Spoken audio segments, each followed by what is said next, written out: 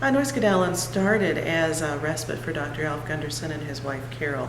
Dr. Alf had a busy medical practice at Gunderson as one of the five sons of the original Dr. Gunderson, and High Hope Springs, as he named the farm, became a respite for he and his wife.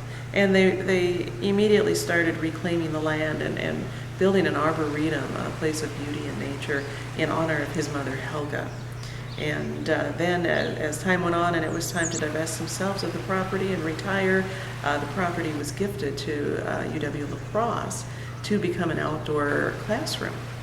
And UW-La Crosse then added the neighboring farms so that we have in total 400 acres here at Norskedalen. And again, as time went on and needs change and what have you, UWL was looking to gift back Norskedalen. And so Dr. Alf's son-in-law, Harry, and three of his friends created a corporation and purchased the property back from UWL, and that's what created Norskedalen. The Arboretum is one of the most beautiful places in this part of the world, I think. There are still many of the plantings that Dr. Alf and Carol put in, and their children and their grandsons help them with it as well. There are a number of springs, some of which have stone walls to fall over, to flow through. All of them are natural. They all come out of the earth just on their own.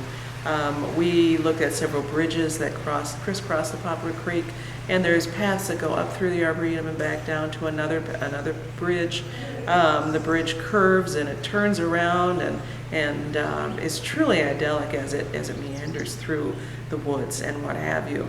And then at the far end we have the Gunderson Ponds, which is a series of 4 ponds and creeks in between that connect each one a little lower than the one before it. And what it does is it takes the water from one of the streams, or from one of the springs, all the way through these ponds to connect with the Poplar Creek.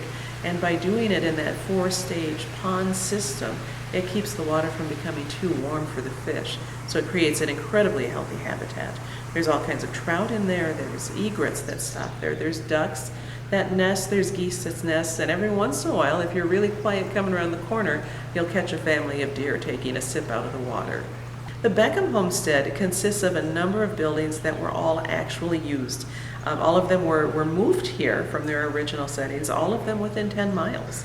The funniest story with it is the corn crib was the first building that came, and in order to move it, the DOT of course wanted to have all kinds of permits and what have you.